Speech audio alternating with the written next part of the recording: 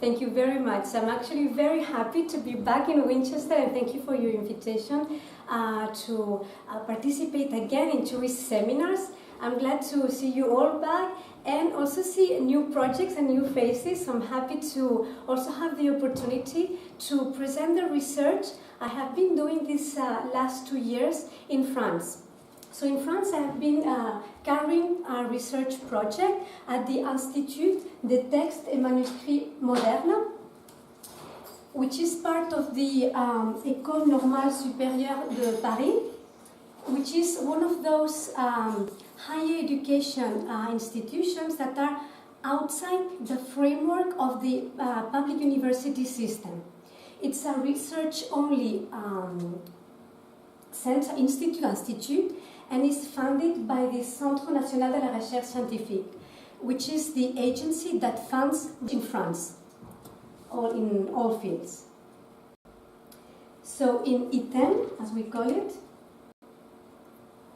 in ITEM you have 15 research teams, and ITEM is specialized in critique génétique, which is in English it's often translated as genetic criticism, which is originally literary studies method that focusing on studying literary works, but not the published, finished work, but the genesis, everything that comes before the work is published.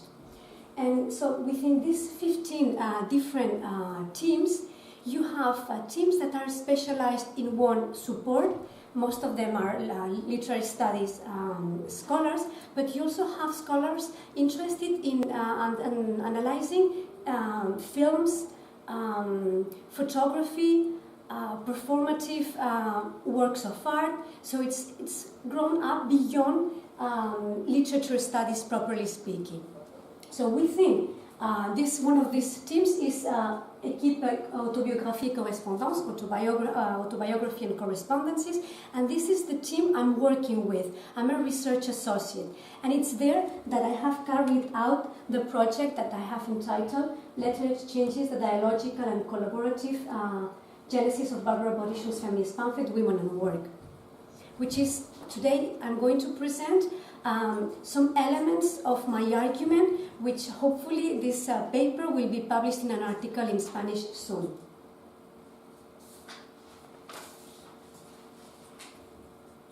So, Barbara Bodishon.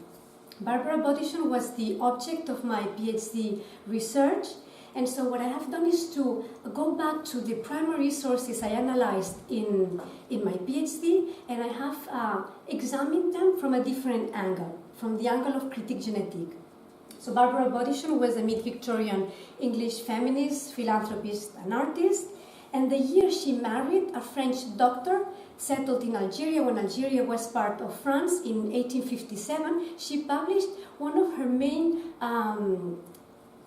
feminist pamphlets, which is Women and Work. In Women and Work, Bodishon claimed professional training for girls and pled for women's right to earn a living, including after marriage and during motherhood. And biographers have studied Women and Work by summarizing and analyzing its content and its structure, by measuring its impact on the momentum of the women's movement in England in the 19th century.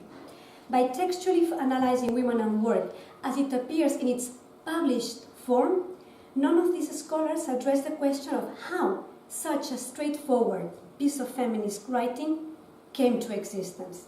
So, interested in unpacking the origins of these feminist vindications that Bodishon puts forward in her pamphlet, I examine Women and Work from the angle of critique génétique, that is, from the point of view of the conception, formation, and development of the feminist ideas that are put forward in this feminist pamphlet. So in this sense, this work is at the crossroad of history of feminism and literary studies. Genetic criticism is an approach in literary studies that examines novels, poems, plays, and essays in the light of the author's manuscripts, her reading notes, field notes, her sketches, the scenarios she drafts, outlines, typescripts, proofs, diaries, correspondences, etc. Genetic criticism aims at shifting the focus of study from, traditionally, the author, the published text and its structure and content, from the writer, the writing act and the creative process. And they study this other focus of interest by means of examining the manuscript of the author. For this purpose, geneticists, as they are called, les généticiens, compile and prepare a genetic file on a particular literary work. What they do is they locate, they collect, they classify, they edit and make sense of the author's manuscripts. With this material gathered but also construed, the scholar examines the creative activity of the writer, and some of the questions they address is the writing habits of the author, the mechanisms of creativity she deploys, the emotional states she goes through, her intentions and choices, the research she undertakes to learn on historical periods, customs and vocabulary, questions about the creation and development of this literary work. In this process, geneticists reconstruct the avant-text of the literary work under scrutiny. The avant-text is the image we can recreate of the creative process undergone by the author. And we reconstruct this image of the creative process via the gathering and interpretation of the genetic file. That is, we try to recreate, so we try to analyze what the literary manuscripts of a particular piece of work tell us of the becoming text of the literary work in its unfolding state, not that much in its final shape. Initially originated within literary studies, genetic criticism is now explored in other fields in the humanities. So in line with these new interdisciplinary approaches, my aim is to incorporate genetic criticism to the study of history of feminism as a way of contributing to body-sham studies. So for that purpose, what I propose is to explore body-sham's women and work through the lens of her correspondences, read here as avant-text, that is, as the process of creating women and work. Letters, so I'm examining the significance of letters in the process of producing women and work. Body-sham correspondence poses one methodological difficulty, which is that only a comparatively small fraction of the letters written by her, letters from body-sham, are extant. The bulk of her correspondence consists of letters sent to her, letters to body-sham, and also letters exchanged among family members, friends and acquaintances that indirectly or directly refer to body-sham, what I call letters about body-sham. In their book, Reading Autobiography, Sidney Smith and Julia Watson argue that an autobiographical act is relational, rooted through others. They say that no I speaks as and through its others. Accordingly, they state that relational narratives incorporate extensive stories of related others that are embedded within the context of an autobiographical narrative. So, drawing on Smith and Watson's take on relational narratives, my suggestion is that beyond Barbara Body-sham's own letters, that is, letters from Body-sham, beyond these letters, if we pay attention to the image of Body-sham that emerges in the letters addressed to her, letters to Body-sham, and if we pay attention to the image that emerges from the letters that talk about Body-sham, we can attempt to unpack the intersubjective and collective becoming of Body-sham's pamphlet. So what I will do now is to comment on a selection of letters letters to Bodyshon and letters about Bodyshon only in order to illustrate this notion of a relational narrative, to somehow argue that the production, at least the feminist idea, the production of women and work was at least partially developed via letter exchanges.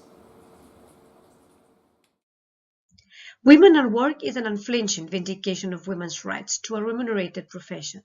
Bodyshon was steadfast. A child is dependent on its parents for bread as a child. Idiots and imbeciles must be fed all their lives, but rational beings ask nothing from their parents save the means of gaining their own livelihood. And her claim included the provision that caused most abhorrence: women's right to work after marriage and during motherhood. For her, all experience proves that the effect of the independence of women upon married life is good.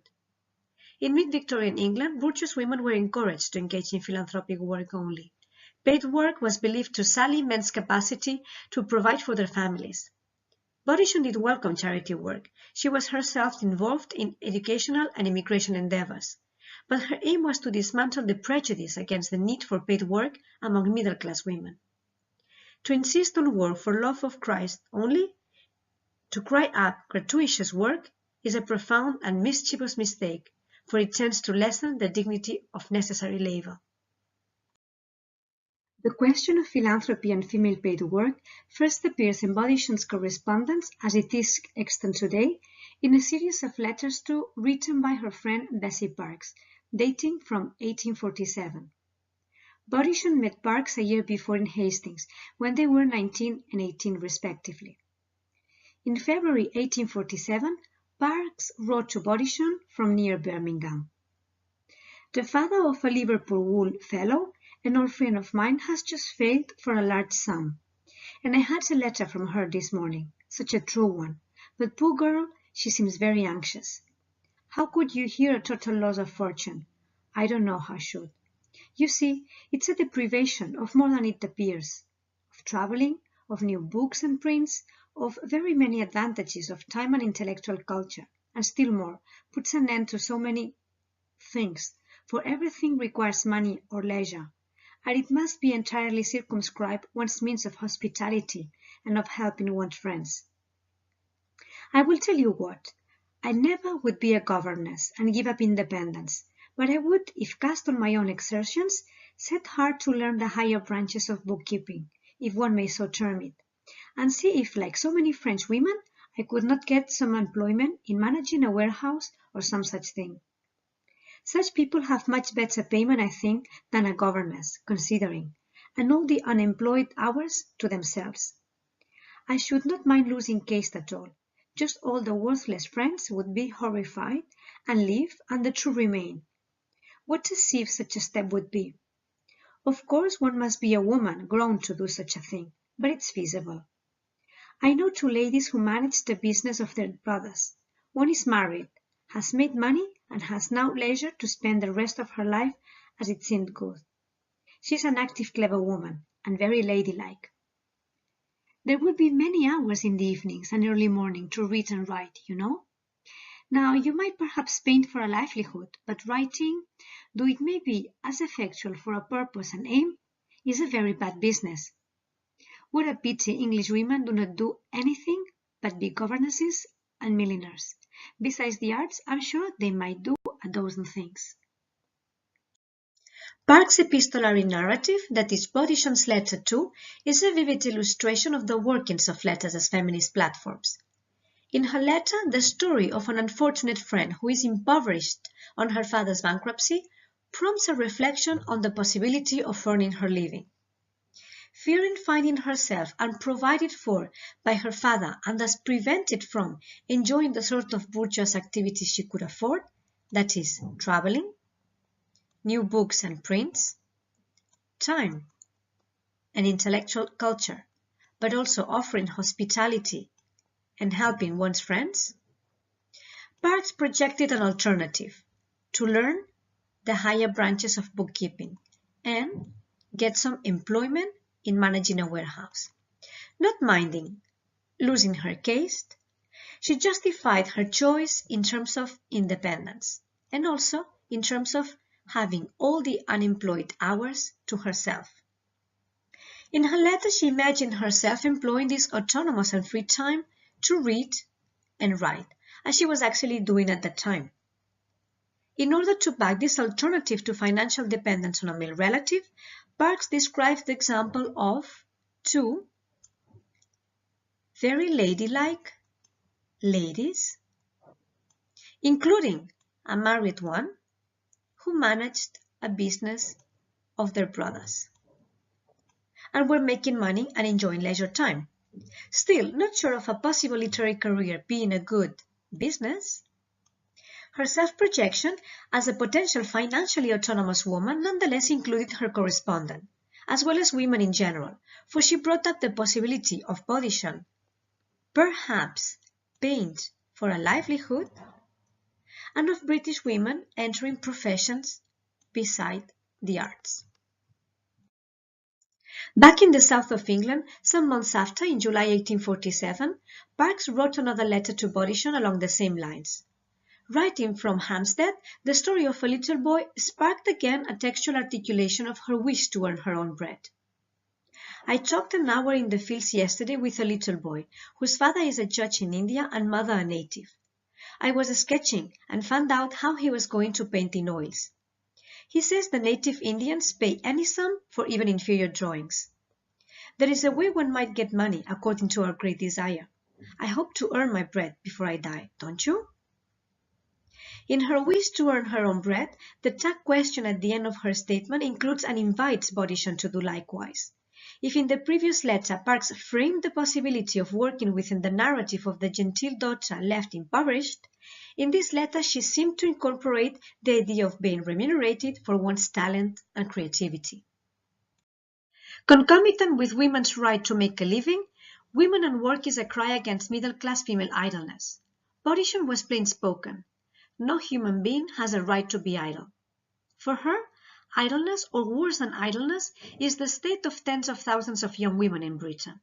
In consequence, disease is rife amongst them. And one terrible disease, hysteria, in its multiform aspects, incapacitates thousands.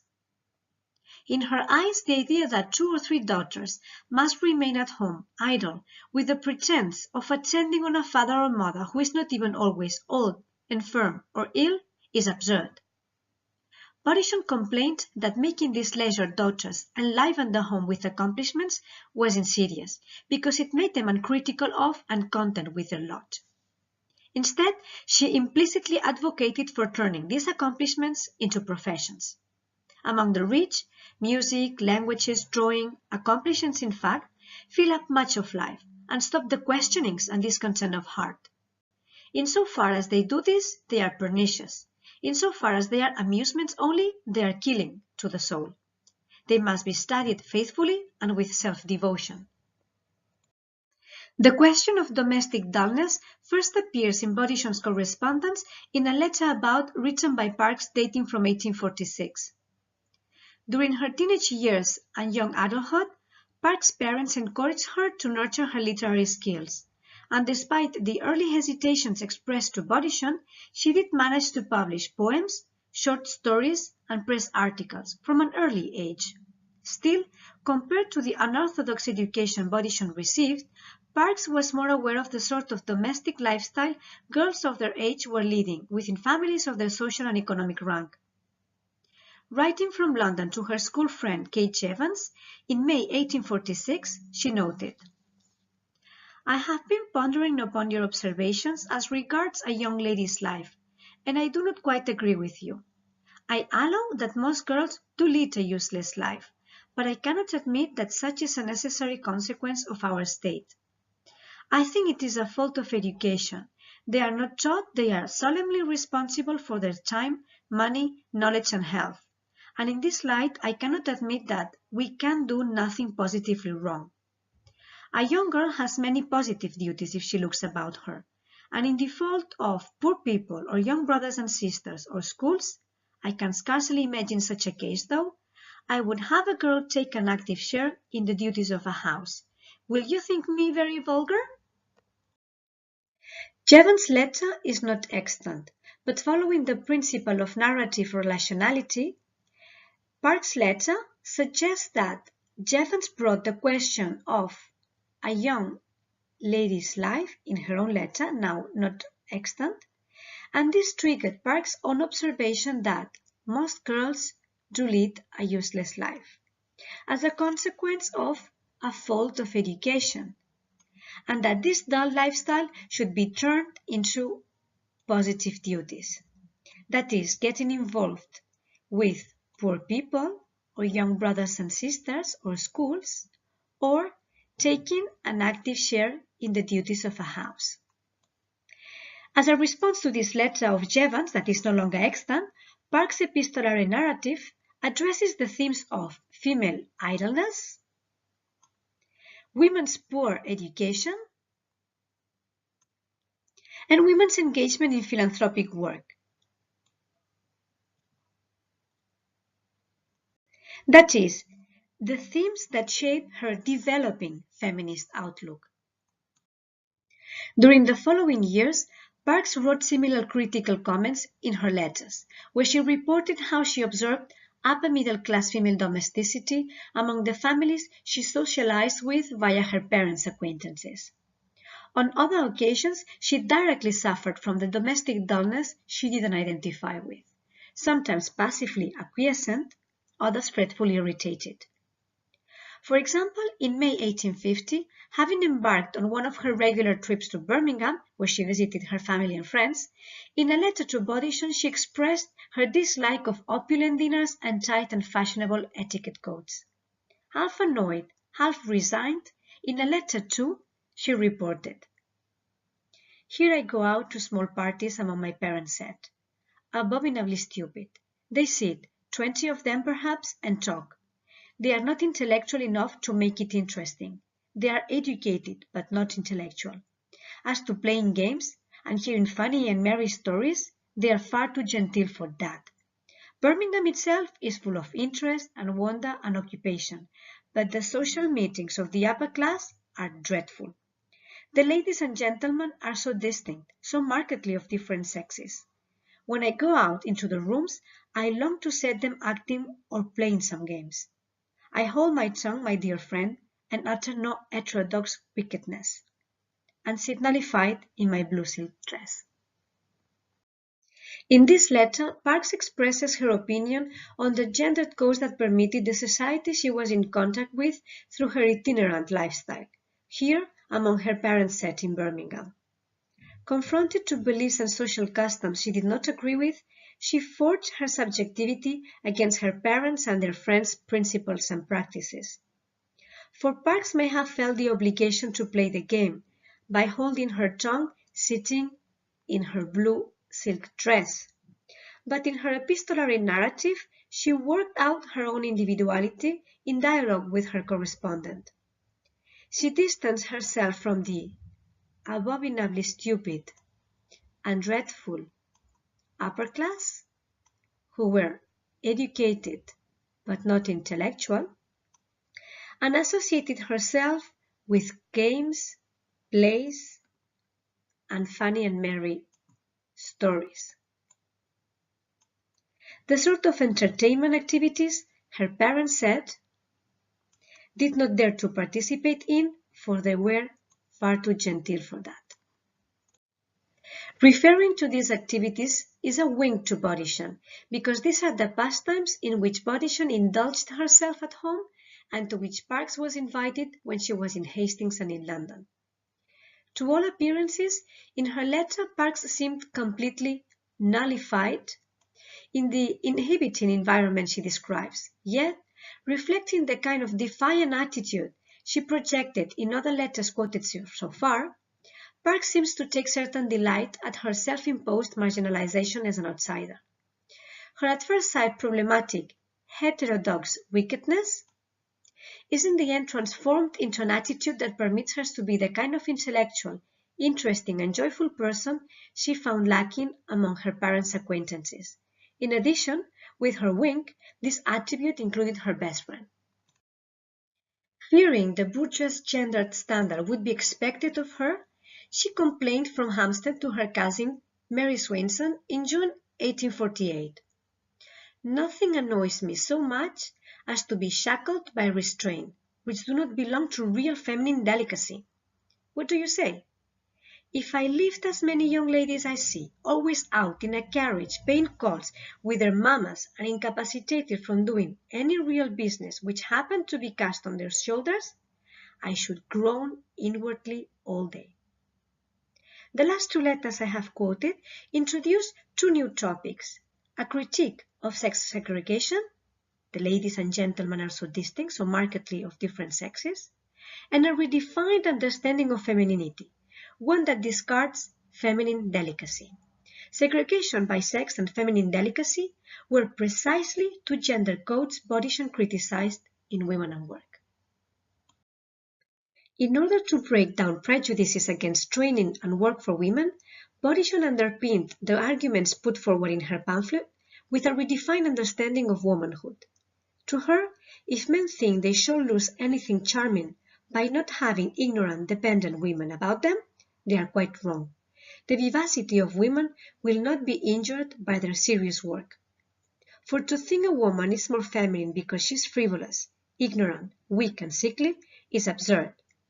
The larger natured a woman is, the more decidedly feminine she will be. The stronger she is, the more strongly feminine. Closely related to this redefined femininity, Women and Work also stands for a call against the artificial, separate socialization of women and men. Bodichon was persuaded that, if women were in active life mixing much with men, the common attraction of sex merely would not be so much felt, but rather the attractions of natures specially adapted to each other. As these 5 examples of Park's epistolary narratives show, the apparently anodyne gesture of communicating with Bodichon, Jevons, and Swainson provided Parks with the opportunity of expressing friendship affection, confide inner thoughts, lay out personal views, and in the end develop her feminist outlook. That being so, my suggestion is that Bodichon's war against idleness and her profound conviction that women do one work and girls must be trained for professions can be argued to have been brought about at least partially via letter exchanges, because Bodichon's replies to Park's letters too, quoted above, are not extant, but following the principle of narrative relationality, her epistolary you, that is, the image Parks projected of her friend when addressing her via letter, suggests the existence of a critical dialogue between these two friends on women's paid work, female philanthropic engagement, female idleness, women's poor education, femininity, and gender norms. That is, the themes that underpinned Bodichon's Women and Work. For we imagine that Park's criticisms, that is, what a pity English women do not do anything but be governesses and milliners, and her desires, for example, I hope to earn my bread before I die, don't you? Elicited Bodichon's own response, a reply that is no longer extant today. Likewise, we know from other examples in Bodichon's general correspondence that letters about exchanged between Parks and her friends were often forwarded to Bodichon. My point is that, although we do not have the evidence to prove it in the case of the letters about I have quoted, to Jevons and to Swainson, if Parks shared them with Bodichon, we can imagine that Parks' criticism, for example, most girls do lead a useless life, as she complained to Jevons, must have also elicited Bodichon's own response, and thus must have served as another source of epistolary stimulation in her creative process of producing Women and Work. It's a hypothesis. All in all, my point is that reading Bodichon's letters to and about as avant text, that is, as Women and Work in progress, permits arguing for the intersubjective and collaborative unfolding of Bodichon's pamphlet long before it was published in 1857. I could further tease out this dialogical and collective genesis of Women and Work by examining Bodichon's letters from and the responses they evoked, and by examining other side effects of letters about in Bodichon's creative process.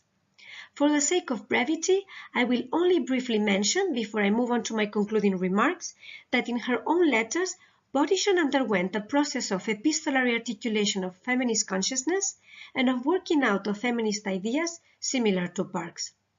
Bodichon did discuss women's paid work, women's philanthropic engagement, female idleness, women's education, femininity, and gendered norms. But she addressed the themes she later claimed in Women and Work, not explicitly as Parks did, but by means of an epistolary self-projection.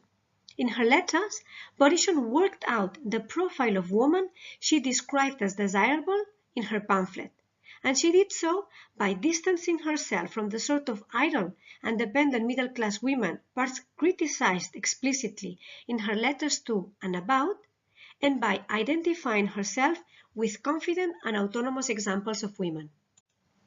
My point is that this epistolary self-fashioning, underpinned by an implicit criticism of gender discourses and practices, served as antechamber of Women and Work, where Bodison germinated, articulated, and developed the feminist claims she ended up putting forward in her pamphlet.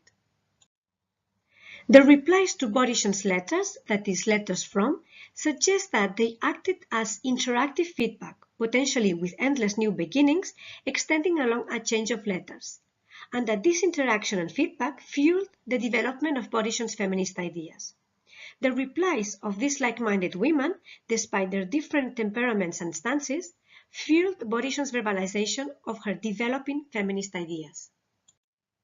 All in all, my point is that reading Bodison's letters from, as avant text, that is, as Women and Work in Progress, permits arguing for the dialogical and cooperative becoming of her pamphlet.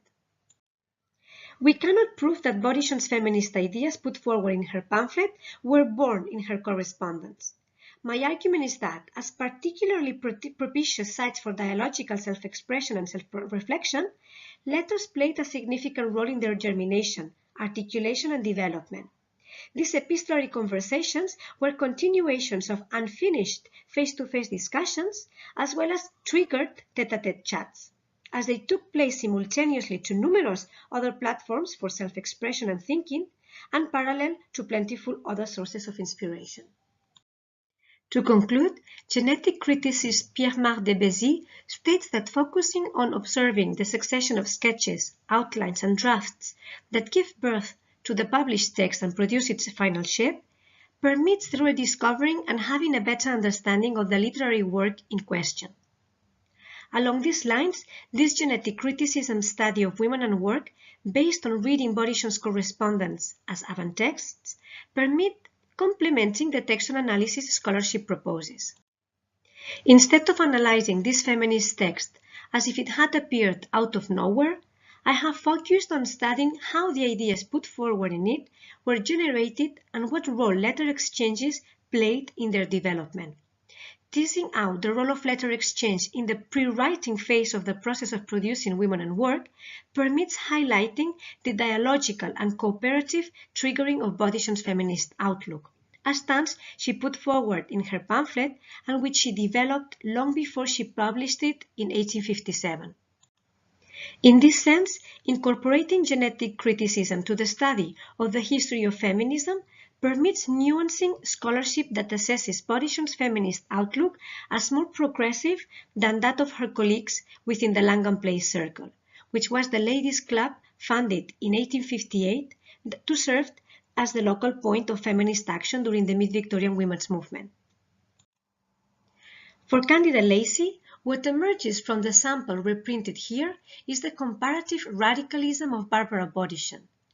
Both her clarity of purpose and her specific angle of vision, uncluttered by the social and political assumptions of some of her contemporaries, mark her as a forerunner of the modern women's movement. Barbara Bodison was an atypical Victorian woman. In many ways, she was ahead of her time. For her part, quoting Lacey, Barbara Kane states that her essentially progressive and bold vision was in marked contrast to the much more timid and conventional ones of her close friend, Bessie Parks, or of the other women who were attracted to the group. Tracing the epistolary genesis of Women and Work permits suggesting that Bodison's claim for the professional training of girls and her plea for women's right to earn a living was endorsed too by Parks.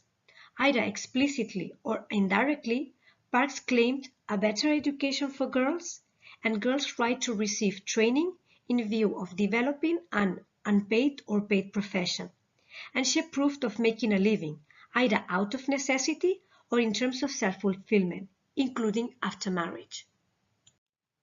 A comparative study of Bodison's Women and Work and Park's Remarks on the Education of Girls, published in 1854, and Essays on Woman's Work, published in 1865, would elucidate whether Parks articulated these common vindications in a more timid and conventional framework than Bodison. Without going as far as equating both feminist outlooks, the letters to and letters about analyzed suggest that Park's feminist stance overlap with Bodison's in a much profound way than Lacey's and Keynes' assessment presupposes. Ultimately, if genetic criticism permits complementing and nuancing Bodison's studies, this study seeks in turn to participate in methodological debates within this textual criticism approach. By teasing out the distinct nature of the information that emerges from, letters to, and letters about Bodison, I wish to highlight the methodological significance of letters as avant-text.